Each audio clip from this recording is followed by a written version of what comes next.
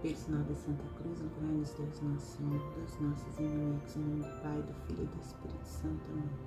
Jesus, eu confio em vós. Vou continuar lendo o Diário da Santa Faustina a partir do parágrafo 122. Quando me abri com as superioras, uma delas compreendeu a minha alma e o caminho pelo qual Deus me conduzia. Enquanto seguia suas orientações, comecei a progredir rapidamente no caminho da perfeição. Mas isso não durou muito tempo. Ao desvendar mais a fundo minha alma, não recebi o que desejava. Para a superiora, essas graças pareciam impossíveis, de modo que nada mais dela pude receber. Disse-me que não era possível que Deus convivesse dessa maneira com uma criatura. Temo pela irmã, porque talvez seja alguma ilusão. Que a irmã peça o conselho de algum sacerdote. Contudo, o confessor não me compreendeu e disse: é preferível que a irmã fale sobre essas coisas com as superioras. E assim eu andava das superioras ao confessor, do confessor às superioras, sem encontrar descanso. As graças divinas tornaram-se para mim um grande sofrimento. Dizia algumas vezes claramente ao Senhor: Jesus, eu tenho medo de vós. Não sereis algum fantasma? Jesus sempre me tranquilizava, mas eu continuava incrédulo. Coisa estranha, quanto menos acreditava, tanto mais Jesus me dava provas de que tudo provinha dele. Parágrafo 123. Quando percebi que as superioras absolutamente não me tranquilizavam, resolvi não falar nada mais dessas coisas puramente interiores com elas. Exteriormente, procurava, como boa religiosa, dizer tudo às superioras, mas sobre as necessidades da alma, daí por diante, só falava no confessionário. Por várias e muitas justas razões, compreendi que a mulher não foi chamada a distinguir tais mistérios. Expus-me a muitos sofrimentos desnecessários. Por muito tempo fui considerada como possessa pelo demônio e olhavam para mim com pena. E a superiora começou a tomar certas precauções a meu respeito. Vinha aos meus ouvidos que as irmãs também assim me consideravam, e escureceu o horizonte em minha volta. Comecei a evitar essas graças divinas, mas em vão, pois, afinal, isso não estava no meu poder. De repente, ficava envolta em tal grande recolhimento que, mesmo contra minha vontade, mergulhava em Deus, e o Senhor me mantinha junto de si. Parágrafo 124. Nos primeiros momentos, a minha alma ficava sempre um pouco atemorizada, mas em seguida, uma estranha paz e força enchia a alma. Parágrafo 125. Tudo isso ainda se podia suportar, mas quando o Senhor exigiu que eu pintasse aquela imagem, começaram a falar de mim abertamente e a olhar-me como se fosse uma histérica ou visionária, e tudo começou a se espalhar cada vez mais. Uma das irmãs veio falar comigo confidencialmente e começou a manifestar pena de mim. Disse-me: ouvi dizer que a irmã é uma visionária, que está tendo visões. Pobre irmã, procure defender-se disso. Essa alma era sincera e me disse sinceramente o que tinha ouvido, mas eu tinha que escutar coisas assim todos os dias, e quanto isso me afligia, só Deus o sabe. Parágrafo 126. Contudo, decidi suportar tudo em silêncio, sem dar explicações às perguntas que me eram feitas. Este meu silêncio irritava especialmente as mais curiosas. Outras, as que pensavam mais profundamente, diziam que, apesar de tudo, a irmã Faustina deve estar muito perto de Deus e se tem forças para suportar tantos sofrimentos. E eu via diante de mim como que dois grupos de juízes buscavam o silêncio interior e exterior. Não dizia nada do que se relacionasse com a minha pessoa, embora algumas irmãs me fizessem perguntas diretamente, os meus lábios estavam selados. Sofria como uma pomba, sem me queixar, mas algumas irmãs pareciam sentir prazer em me incomodar de uma ou outra forma. Ficavam irritadas com a minha paciência. No entanto, Deus me dava interiormente tanta força que eu suportava tudo com tranquilidade. Parágrafo 127. Reconheci que nesses momentos não teria ajuda de ninguém e comecei a rezar, pedindo ao Senhor um confessor. Desejava que algum sacerdote me dissesse esta única palavra: fique tranquilo, você está no caminho certo. Ou rejeite tudo isso, porque isso não provém de Deus. Mas não encontrava um sacerdote suficientemente decidido que me falasse tão claramente em nome do Senhor. Portanto, continuava a incerteza. Ó Jesus, se for vossa vontade que eu viva em tal incerteza, bendito seja o vosso nome. Peço-vos, Senhor, guiai vós mesmo a minha alma e ficai comigo, porque eu por mim mesma não sou nada. Parágrafo 128. Eis que estou sendo julgada de todos os lados.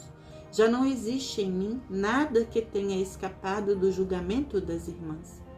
Mas pareceu que já tudo se esgotara e começaram a me deixar em paz. A minha alma cansada descansou um pouco e ficou sabendo que o Senhor estava mais perto de mim durante essas perseguições. A trégua, porém, durou pouco. Uma forte tempestade explodiu novamente. Agora, as antigas suspeitas tornaram-se para elas como que coisa certa. E novamente foi preciso ouvir as mesmas cantilenas. Era o Senhor que assim o desejava, mas, coisa estranha, até exteriormente comecei a ter diversos insucessos, trazendo-me numerosos e vários sofrimentos. Por Deus somente conhecidos. Entretanto, esforçava-me como podia para fazer tudo com a mais pura das intenções. Vejo agora que estou sendo vigiada em toda parte, como se fosse uma ladra, na capela, no trabalho, na minha cela. Então soube que, além da presença de Deus, havia sempre a presença humana ao meu lado. Muitas vezes essa presença humana me incomodava imensamente. Havia momentos em que ficava refletindo se devia despir-me para tomar banho ou não. Mesmo a minha pobre cama chegou a ser revistada. Às vezes até me dava vontade de rir, quando descobria que não deixavam em paz nem mesmo a minha cama. Uma das irmãs me revelou que todas as noites ficava me espiando na cela, para ver como me comportava. Entretanto, as superioras sempre são superioras, e embora me humilhassem pessoalmente e muitas vezes me enchesse de toda espécie de dúvidas, sempre me permitiam o que exigia o Senhor, embora não da forma como eu pedia.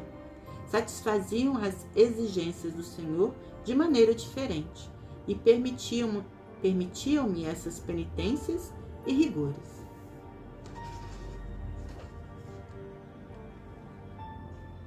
Parágrafo 129.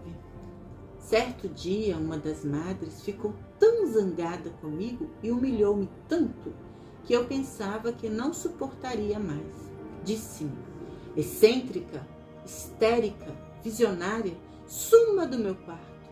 Não quero mais ver a irmã. E caiu sobre a minha cabeça todo um palavrório. Ao chegar à minha cela, caí de bruços diante do crucifixo e olhei para Jesus. Já não era capaz de pronunciar uma só palavra. E, no entanto, eu disfarçava diante das outras e fingia que nada tinha havido entre nós. Satanás sempre se aproveita de tais momentos. Começaram a assaltar-me pensamentos de desânimo. Eis a recompensa pela tua fidelidade e sinceridade. Como se pode ser sincera quando se é assim tão incompreendida? Jesus, não aguento mais.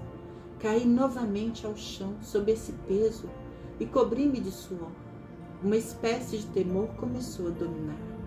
Não tinha em quem me apoiar interiormente. Nisso, ouvi uma voz na alma: não temas, eu estou contigo. E uma luz estranha iluminou a minha mente. Compreendi então que não devia render-me a essas tristezas.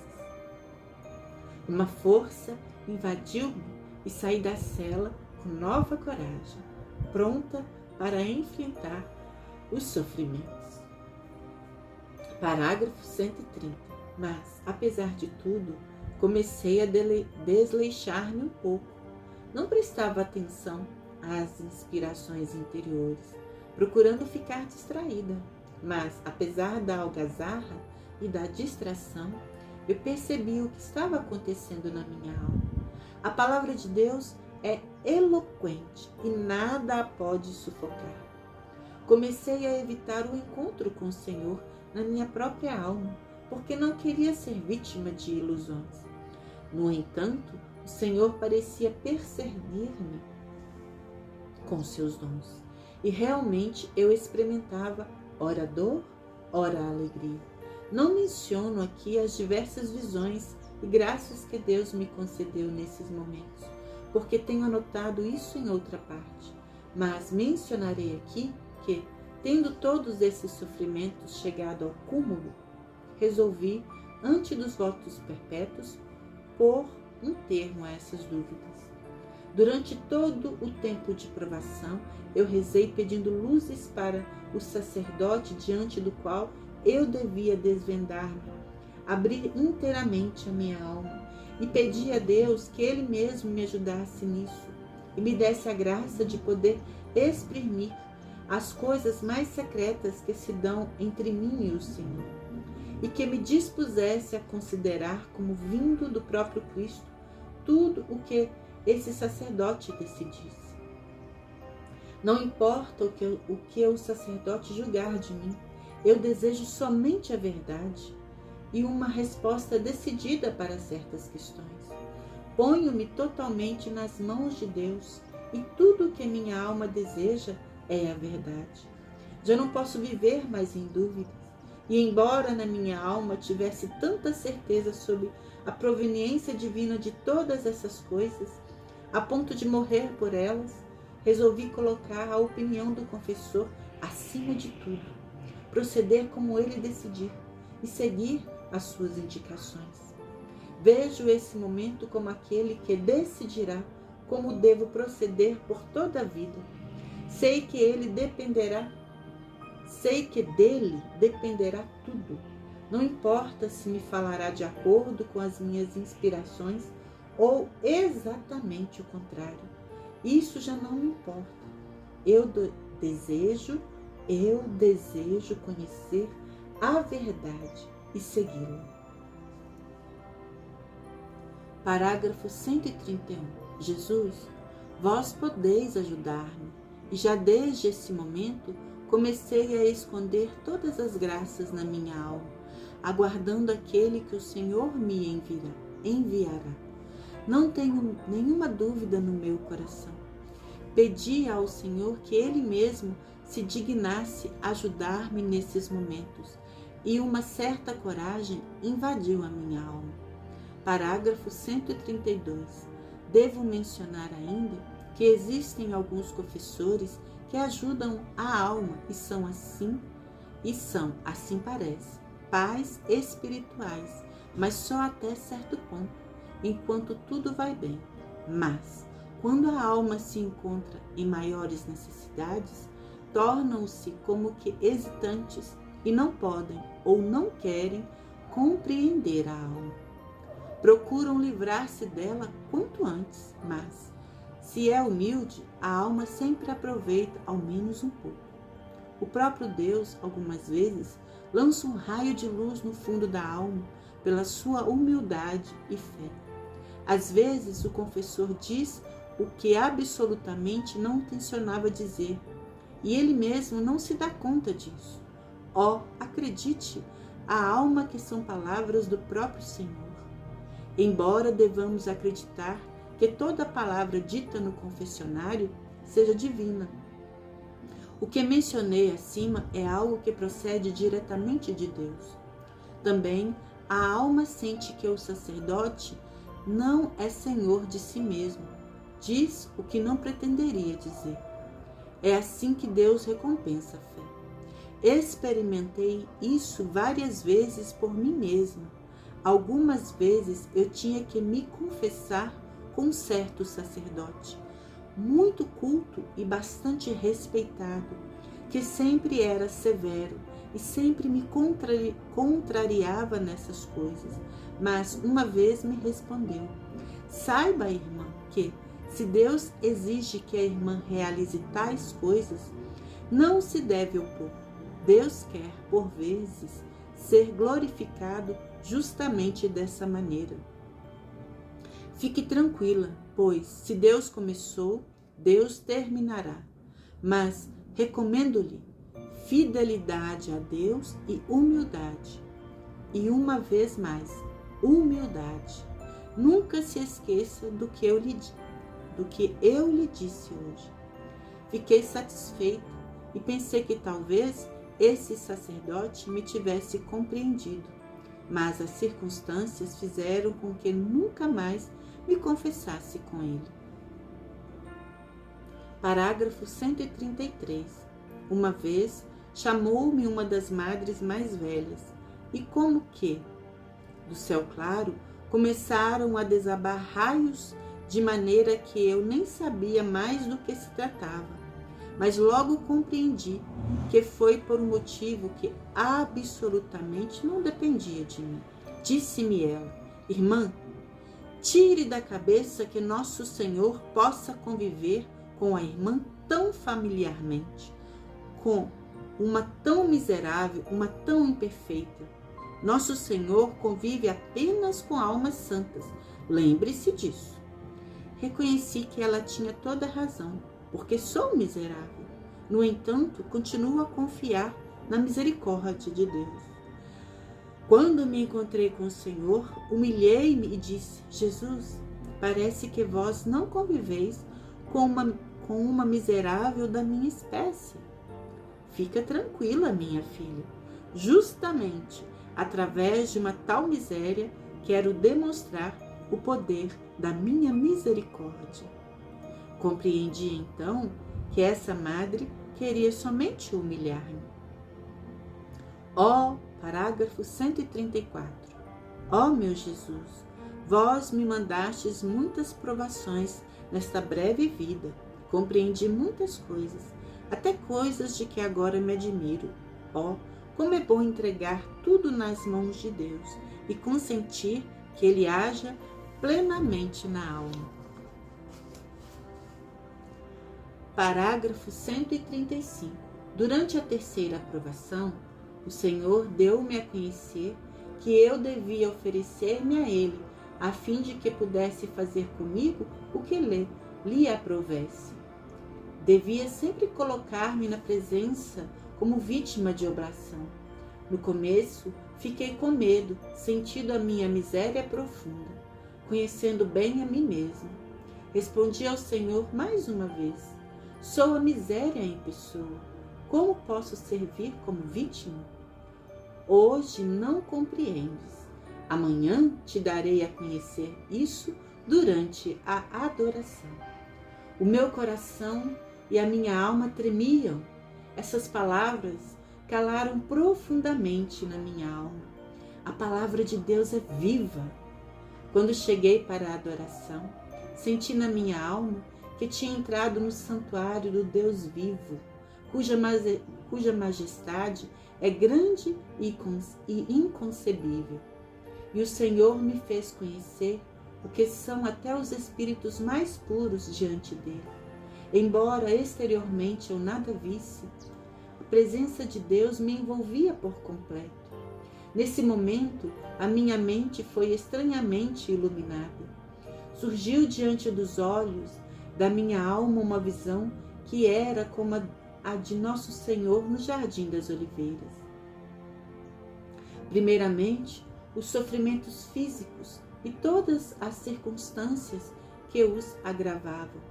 Em seguida, os sofrimentos espirituais em toda a sua extensão, e ainda aqueles dos quais ninguém saberá.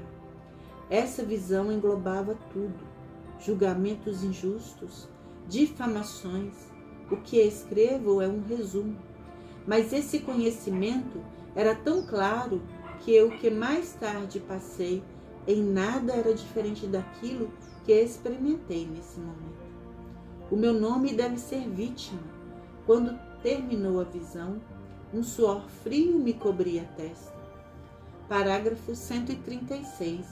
Jesus me fez conhecer que, embora eu não concordasse com isso, poderia me salvar sem que diminuíssem as graças que me concedia, continuando até com a mesma íntima união comigo, de tal forma que, mesmo sem a minha adesão a esse sacrifício, não diminuiria a generosidade de Deus. E o Senhor me deu a conhecer que todo o mistério dependia de mim, da minha voluntária aceitação desse sacrifício, com toda a consciência da minha mente. Neste ato voluntário e consciente reside todo o poder e valor diante de sua majestade, inconcebível. Sentia que Deus estava aguardando a minha palavra, o meu consentimento. Então, o meu espírito mergulhou no Senhor e eu disse: fazei de mim o que vos aprouver. Submeto-me à vossa vontade. A vossa santa vontade de hoje em diante será o meu alimento. Serei fiel às vossas exigências, como o auxílio da vossa graça. Fazei de mim o que quiserdes. Suplico-vos, Senhor, permanecei comigo em cada momento da minha vida. E paro aqui. Parei no parágrafo 136, se for da vontade de Deus, da permissão de Deus. Amanhã eu lerei a partir do parágrafo 137. Agradeço a todos pelo ouvido, pela audição.